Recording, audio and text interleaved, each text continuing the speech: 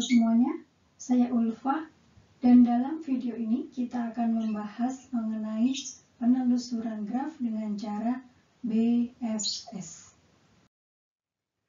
Penjelasan akan dimulai dengan tahapan global dalam melakukan penelusuran graf secara melebar atau dengan BFS. Kemudian dilanjutkan dengan struktur data yang diperlukan untuk melakukan penelusuran secara BFS. Lalu kita lihat secara sekilas pseudocode dari BFS dengan ilustrasi contoh penelusuran BFS-nya. Kita akan melihat juga bagaimana proses penelusuran graf jika dilakukan pada graf berarah.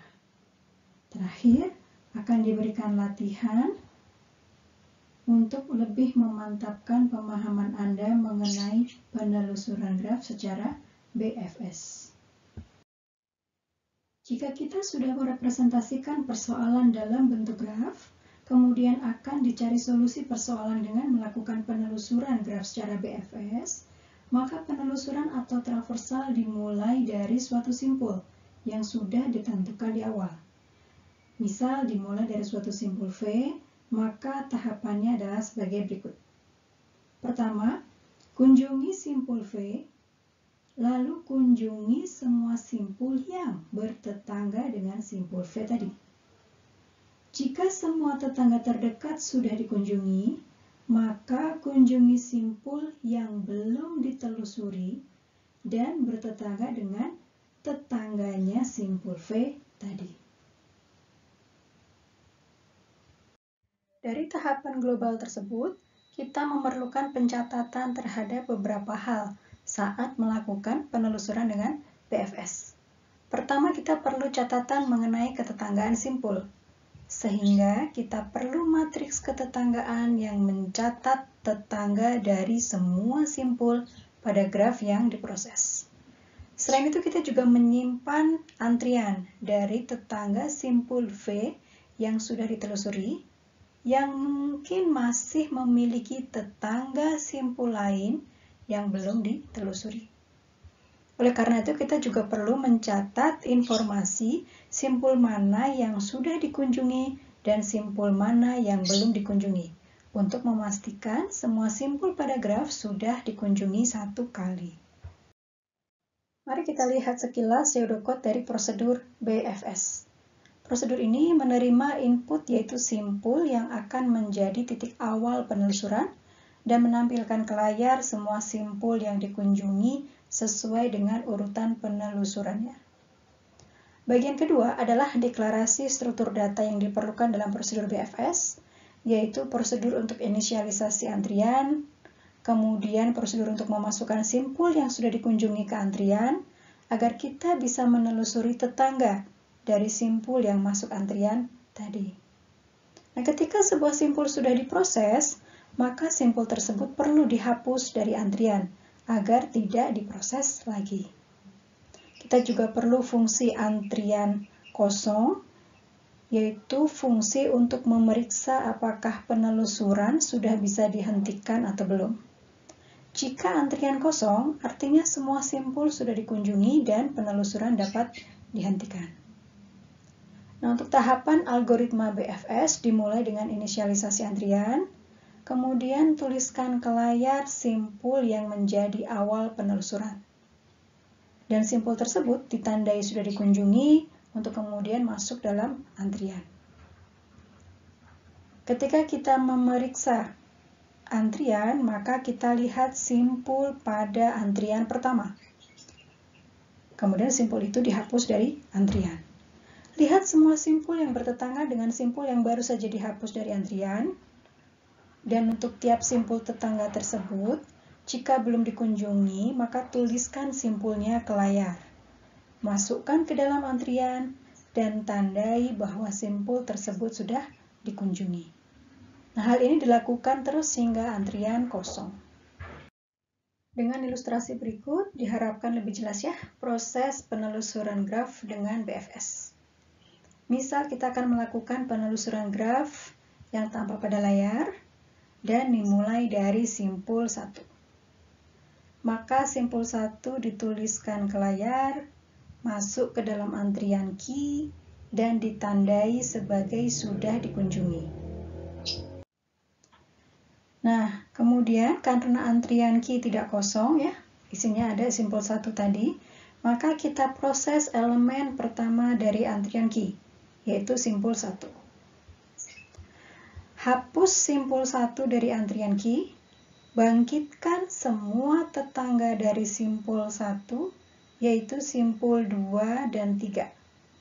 Tuliskan ke layar simpul 2 dan 3, masukkan ke dalam antrian, dan tandai bahwa simpul 2 dan 3 sudah dikunjungi. Berikutnya kita lihat lagi antrian key belum kosong, maka kita hapus elemen pertama dari key, yaitu simpul 2.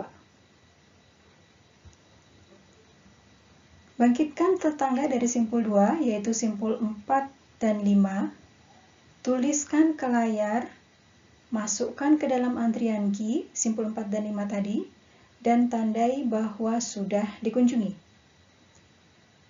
Tahap berikutnya, ambil elemen pertama dari key, yaitu simpul 3, hapus dari key, bangkitkan tetangga dari simpul 3, yaitu simpul 6 dan 7, tulis simpul 6 dan 7 ke layar, masukkan ke dalam antrian, dan tandai sudah dikunjungi. Tahap berikutnya, kita ambil simpul 4, elemen pertama pada antrian. Hapus dari antrian, kemudian lihat tetangga dari simpul 4 yaitu simpul 8, tulis ke layar, masukkan ke dalam antrian. Tandai bahwa simpul 8 sudah dikunjungi. Oke, berikutnya kita lihat elemen pertama pada antrian key adalah simpul 5. Maka kita hapus simpul 5 dari antrian, kemudian kita lihat tetangga dari simpul 5 yang belum dikunjungi. Nah, ternyata di sini tidak ada tetangga dari simpul 5 yang belum dikunjungi. Semuanya sudah dikunjungi. Maka, tidak ada yang dilakukan di sana. Langkah berikutnya, kita lihat lagi elemen pertama pada antrian, simpul 6, hapus dari antrian, untuk kemudian kita periksa lagi, adakah tetangga dari simpul 6 yang belum dikunjungi. Ternyata tidak ada. Tetangga simpul 6 semuanya sudah dikunjungi, maka tidak ada yang dilakukan di sana. Langkah berikutnya, kita lihat elemen pertama pada antrian adalah simpul 7. Hapus dari antrian, cari tetangganya yang belum dikunjungi, dan ternyata tidak ada tetangga dari simpul 7 yang belum dikunjungi, maka tidak ada yang dilakukan.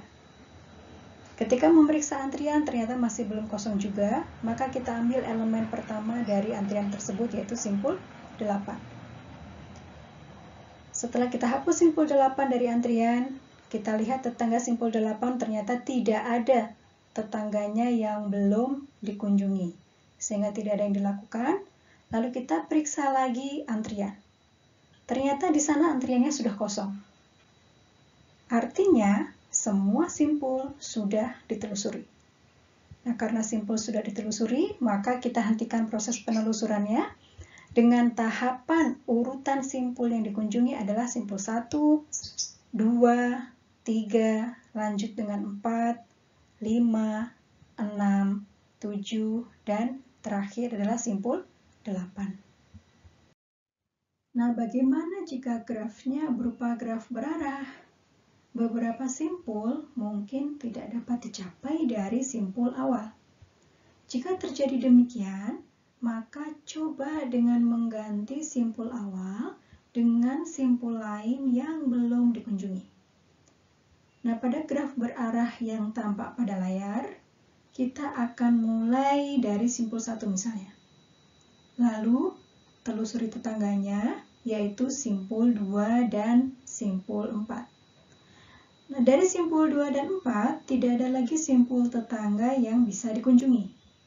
Maka kita mulai lagi dari simpul terkecil berikutnya yang belum dikunjungi, yaitu simpul 3. Dari simpul 3, kita telusuri tetangga dari simpul 3, yaitu simpul 5 dan simpul 7. Dari simpul 5, tetangganya adalah simpul 6, maka kita menelusuri simpul 6. Sedangkan tetangga simpul 7 tidak ada yang belum dikunjungi.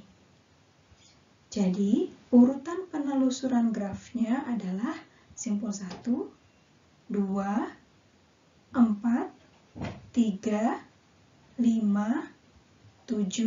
dan berakhir di simpul 6. Nah, untuk berlatih, misal kita memiliki graf seperti yang tampak pada layar. Kira-kira bagaimana proses penelusuran semua simpul pada graf tersebut? Dengan cara BFS? Ingat ya, jika tidak ada lagi tetangga yang bisa dikunjungi, maka mulailah dari sebuah simpul yang belum dikunjungi sebagai simpul awal. Demikian video mengenai penelusuran graf dengan cara BFS. Selamat belajar!